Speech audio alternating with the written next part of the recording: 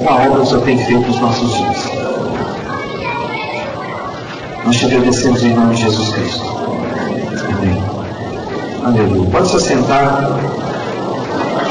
Louvado seja o nome do Senhor. Bom demais a gente poder estar juntos, né? E hoje é um dia especial, um dia em que vamos comer o pão, tomar o vinho, um dia de celebrar a unidade, celebrar o memorial, né, de Deus a respeito da obra poderosa de Cristo, para nos lembrar que tipo de ministério Jesus nos deu. Então hoje é um dia de entendermos de fato aquilo que Deus quer fazer através da nossa vida, porque nós somos agora não mais o ministério da letra, da lei, das regras, mas nós vamos agora ministério da reconciliação, que foi só possível a nós pelo derramar profundo, né, e poderoso do Cordeiro Santo que derramou seu sangue naquela cruz. Há um trecho, antes da gente, eu queria ler, está lá em 1 Coríntios, um texto bem conhecido.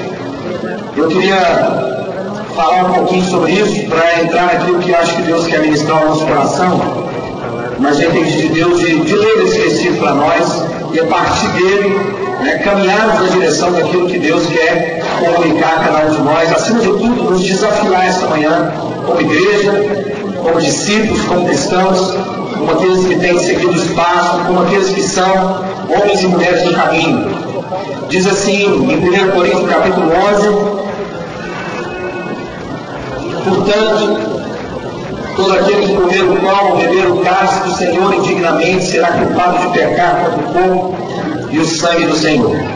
Examine-se cada um a si mesmo, e então coma do pão e beba do cálice.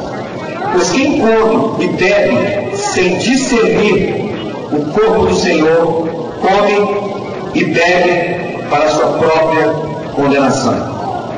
Por isso, há entre vocês muitos fracos e doentes, e vários já dormiram. A palavra do Senhor está nos ensinando aqui a respeito da nossa postura e, acima de tudo, da nossa consciência. Muitas vezes a gente tem lido a palavra de Deus sem meditar nessa palavra, sem nos dedicar a deixar que o Espírito Santo, que inspirou aquilo que está escrito, possa também agora nos inspirar para entender aquilo que Ele quer comunicar ao nosso coração. E essa manhã nós temos que entender o que o apóstolo Paulo está escrevendo aqui, o que o Paulo está escrevendo na igreja, aos irmãos lá em Corinto, e ele começa dizendo: olha, o problema que está acontecendo é que vocês não discernem bem o corpo de Cristo.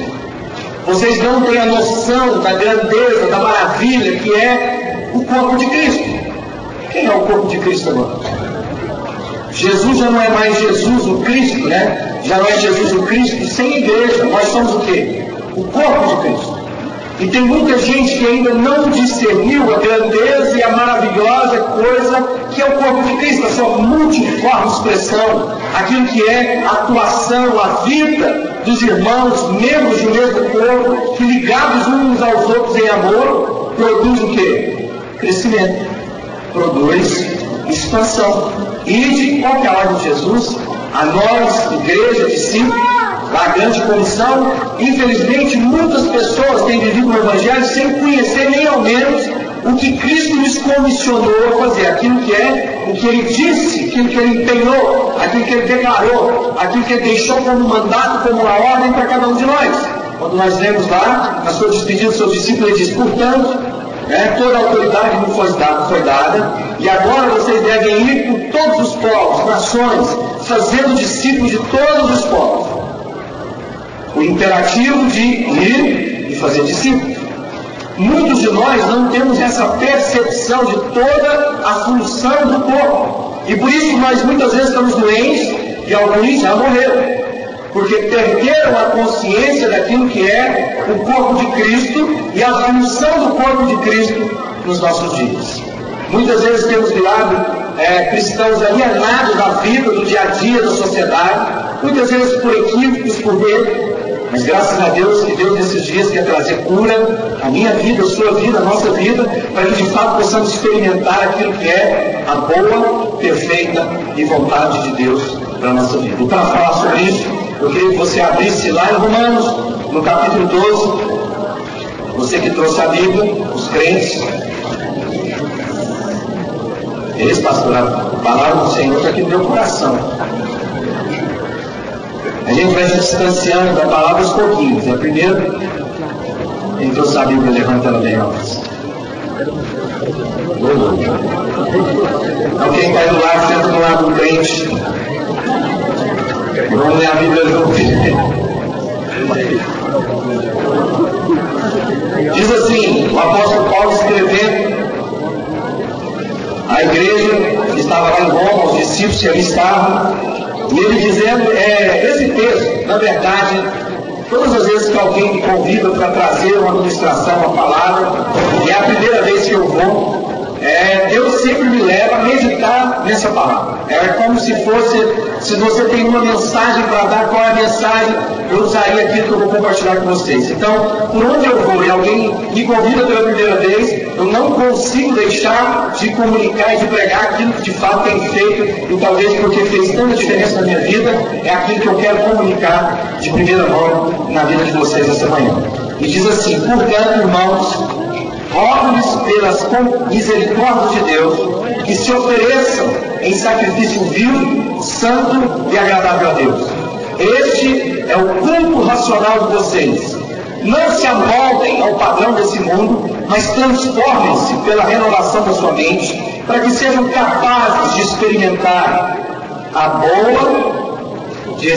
e comprovar a boa, agradável e perfeita vontade de Deus. Uma pergunta bem objetiva: quem quer a boa, perfeita vontade de Deus para a sua vida? Creio que todos nós não seríamos estúpidos, o bastante para dizer que não queremos o que Deus tem de bom, agradável e perfeito para nós. Todos nós, imediatamente, quando somos perguntados a respeito disso, dá para subir aqui? Alguém diz assim: eu quero, e queremos mesmo experimentar tudo que Deus tem para a nossa vida. Porque por mais, irmão, que nós sejamos capazes de desejar no coração, pensar com a nossa mente, anelar com os nossos desejos, nada será capaz de ser melhor para a nossa vida do que aquilo que Deus tem para nós. Porque nem olhos viram, nem jamais subiu ao coração do homem o que Deus tem reservado para aqueles que o amam. Ou seja, por mais que eu deseje de todo o meu coração, de todo o meu entendimento, por mais que eu possa imaginar coisas, Deus está dizendo, você não será capaz de imaginar ou pensar melhor do que aquilo que Deus tem para a sua vida. É infinitamente mais. Então, quando Paulo está escrevendo, está dizendo, vocês são capazes de experimentar isso. Isso está disponível para vocês. E o apóstolo Paulo começa a fazer um apelo. Ele começa dizendo, eu rogo-vos, eu faço aqui um apelo a cada um de vocês, para que vocês possam experimentar todas essas coisas, é necessário apresentar os vossos corpos como um sacrifício vivo, santo e agradável a Deus. E agora começa o nosso desafio. Porque todos nós queremos, de fato, a boa vontade de Deus para nós. Queremos a vontade perfeita de Deus para nós. Mas agora Paulo começa a falar de algo que é novo para aquele povo naquela época e para muitos de nós continua sendo novo. Porque agora ele fala a respeito de um sacrifício vivo colocado no altar de Deus. Apresentar a nossa vida, aquilo que somos, no altar de Deus como sacrifício vivo e agradável a Deus.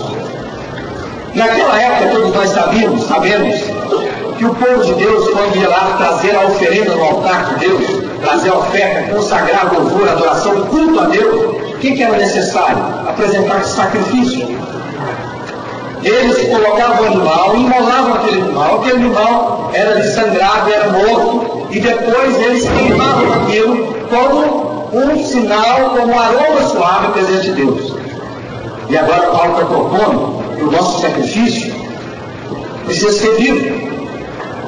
Agora, o desafio que muitas vezes nós dizemos e falamos na nossa boca que queremos, nós dizemos, não, eu quero estar no altar de Deus, eu quero me entregar a Deus, eu quero colocar a minha vida a serviço de Deus, eu quero colocar todo o meu ser a serviço do reino.